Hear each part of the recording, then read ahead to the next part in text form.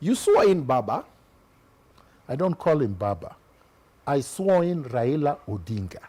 Okay. Yes. You swore in Raila Amolo Odinga. Prime He's Minister. not your father.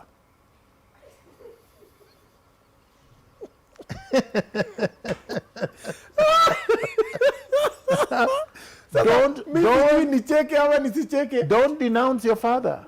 You have a father. But you can have more than one. No, you have only one father. Your DNA traces directly to your father. So you don't not believe in Raila the Odinga. Baba name?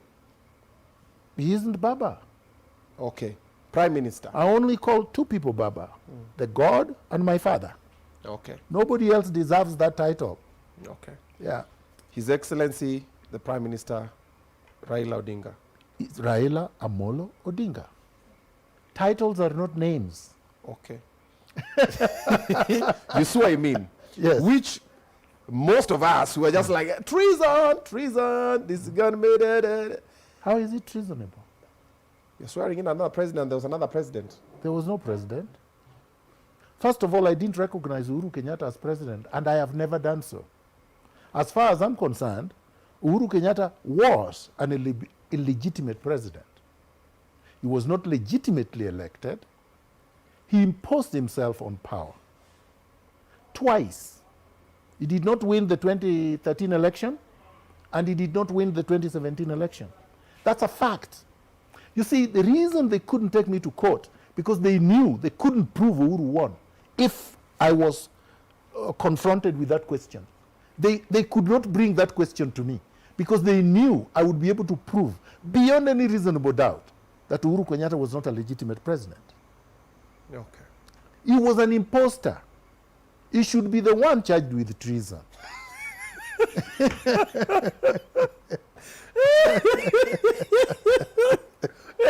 So when you did the swearing in, you recognized Raila as the president? Correct. He was the president. And up to now, I believe he's the one who won the election. Unfortunately, Raila is so cowardly, ran away from his own power. I gave him the power, which he deserved, because he won an election. But the cowardly, greedy man ran away from it and recognized an illegitimate imposter. See, that's the tragedy of Africa. Had Raila refused to surrender, we would have complete democracy in Kenya.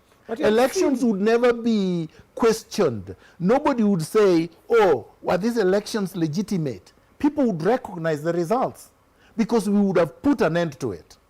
But because we did not put an end to it, that's why he's still making noise, nyef nyef.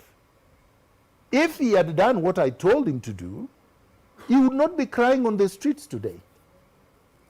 Let him cry very loudly. So you believe if Raila stuck to his guns right now, we'd be having Raila as a president? No, I said we would have legitimate democracy that everybody recognizes, and if you have elections, nobody would say, my election, my victory was stolen. No, people would recognize the results because we would have ended electoral injustice. That was my purpose. I wanted to end electoral injustice, which we have had since 1964. Kenyatta was never elected. Yeah, a lot of people don't run us back that time. People don't recognize the fact that in 1964, Kenya was a parliamentary state. It was not a presidential system. And KANU, as a party, won the election and KADU lost. Kenya African Democratic Union lost. And because KANU won, the leader of KANU became prime minister. He was not elected. Kenyans elected KANU, not Kenyatta. The party. So once Kenyatta became prime minister, in 1964, he decided to transform himself into a president without an election. There was no election in 1964. There was no general election. And there ought to have been. That was the birth of tyrannical and democratic governance in Kenya. Because whenever you are changing a constitution and bringing in a new order, you need to have either a referendum where universal suffrage prevails, or you have one man or one woman vote where people decide which direction they took. But this did not happen. So Kenyatta people woke up one day and Kenyatta was president. Then he decided through choreography with Jaramogi and Tom Mboya to create a one-party state.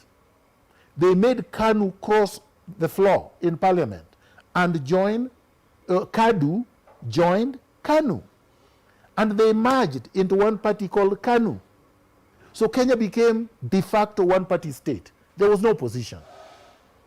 That was the beginning of the problems. And it took us from that time up to 2002 to correct that situation. Once that situation was corrected, we should never have reverted back to where we were before. But we did. By the time Uhuru Kenyatta is exiling me with Raila Odinga, we were worse than 1964, 1966. Because even though Jomo Kenyatta detained Jaramogi, banned KPU, and detained his colleagues, he never exiled them. He never told them, Jaramogi, you went to school in Makerere, therefore you are a Ugandan. He didn't say that. So, but look at what Uhuru Kenyatta and Raila Odinga did. They said, I'm not a Kenyan. And they knew I was a Kenyan. I ran for elections in Kenya in 2017. I tried to vie in 2007. I was his advisor for 3 years. How in the world did I turn into something else? The passport they said was not mine. They issued to me. And I traveled all over the world with it. I went to China, I went to the US, I went to Canada, I went to many countries using the same passport they said was illegal. So how come these countries did not see this passport as not being legitimate? In anybody's mind, does Kenya have more sophisticated equipment than the United States of America to be able to detect what is fake? So basically that was serving a purpose then. They feared me. They feared me and the National Revolutionary Movement, the NRM. They feared it, right? But why would Raila fear movement he helped create and that he was a member of? Right? Raila is the one who declared to the country the formation of NRM and said the National Rainbow Coalition had transformed itself into NRM. He said it. But like he did with other things before, he ran away from it. Remember how 1982 did not come out to be successful? The same Raila Odinga, a coward, betrayed his comrades. The same way he betrayed me. Betrayed his comrades? They were hanged, he was not. Why? Have you ever wondered why Raila was not hanged and Ochuka was? Ochuka was simply a senior private in the army, in the Air Force, right? So who could have been the leader of that movement? A private in the army or Raila Odinga, the son of Jaramogi? Who had the money to fund the coup? Ochuka, private, was earning less than 10,000 shillings. Could actually do a coup? Have you guys wondered? But he was hanged. Wow. Uriwahongo was hanged. Ogido Bon was hanged. Many others, junior officers were hanged. Raila Odinga survived. How? Ask yourself. How was Raila saved? What saved him? Because he betrayed his comrades, just like he betrayed me.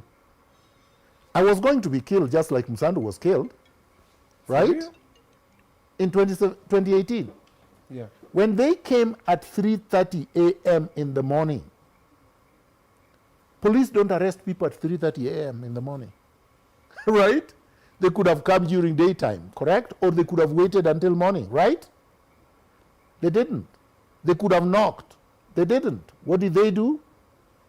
An explosive. They bombed their way through. It was not a tear gas canister?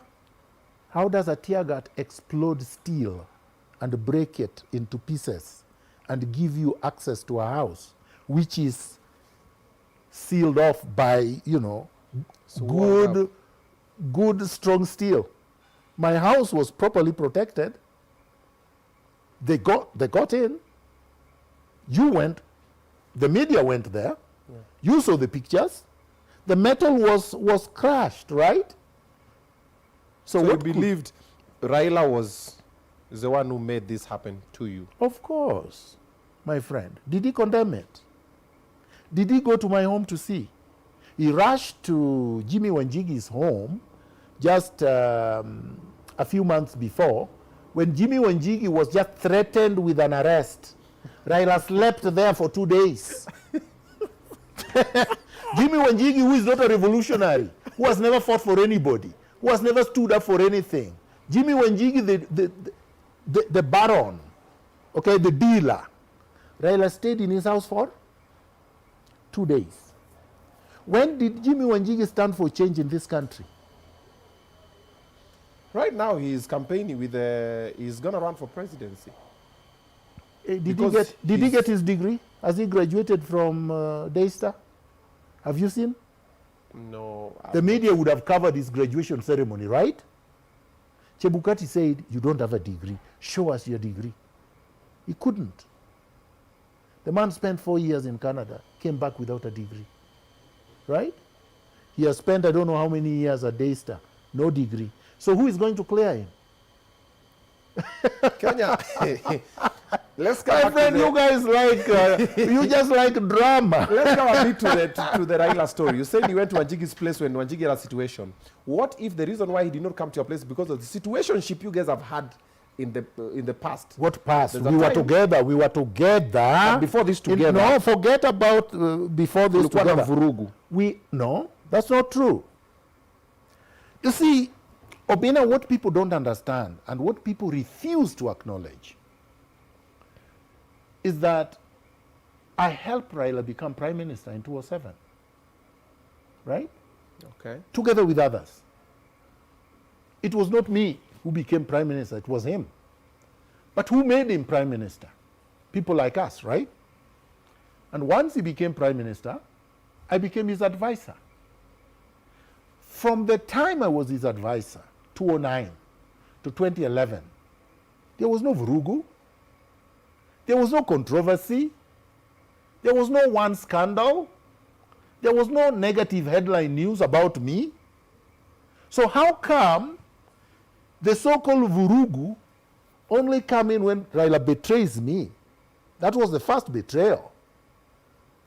Raila told me to write an article about Isaac Hassan, the former chairman of the Independent Electoral Commission. Independent Electoral and Boundaries Commission. And I did, on instruction.